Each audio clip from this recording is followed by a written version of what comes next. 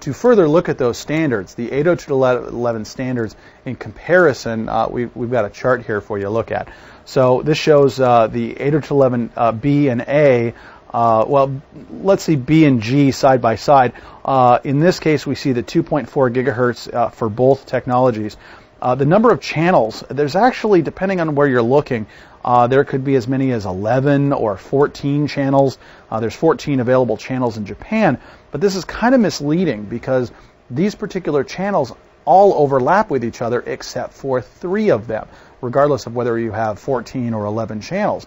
So in the United States, the number of channels is really 3, and that's really channel 1, channel 6, and channel 11 are the only 3 channels that don't overlap.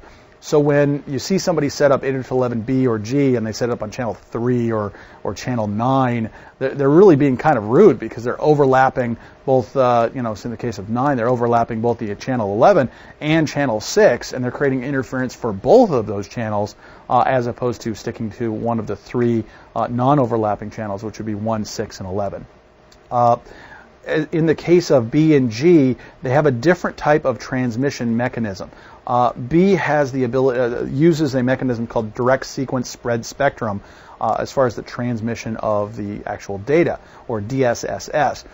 Both A and G use orthogonal frequency division multiplexing, and I'm not going to explain how all that works in this particular section. If you want more on that, again, the BCMSN course has a tremendous amount of information about wireless, and if you want to even go farther than that, there's a course on CWNA, which isn't a Cisco course. It's a wireless vendor-neutral certification that covers the basics on how to set up a wireless network. But as far as the technology there, orthogonal frequency division multiplexing is what allows us to go up to 54 megabits per second. You have to be relatively close to the access point to get to those kind of speeds, but 54 megabits per second is certainly a lot better. The problem is if you're in an environment that's running G at 54 megabits and orthogonal frequency division multiplexing, and there's somebody else in that realm that's using B, all the G access point stuff backwards compatibles itself back down to B. So even though you want to run G, as soon as somebody turns on a card that's running B, everybody's pretty much running 11 megabits per second. Not very fair, but that's the way things go, I guess. Now in the case of A, it uses the same technology, but notice the number of channels. We have up to 23 non-overlapping channels with the same kind of speeds. The disadvantage of it is, of course, the equipment isn't as widely deployed or sold by vendors. Therefore, you end up with a cost difference in deploying a 11A network. So I mentioned the Wi-Fi certification process, or the Wi-Fi Alliance. Their certification process is what certifies that a device that a vendor wants to sell is interoperable between other devices from other vendors.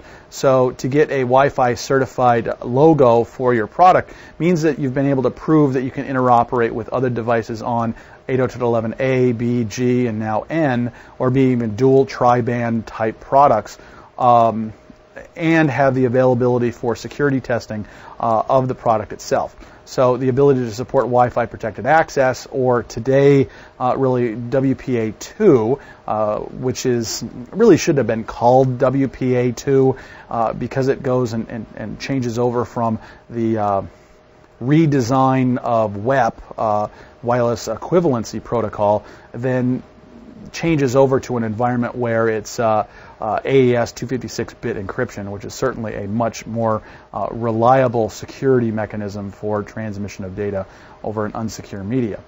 I've got a couple slides on how to do Wi-Fi security here in a couple seconds. Matter of fact, I think it's the next slide. But if you want more information about the Wi-Fi certification process, you can visit their website at www.wi-fi.com.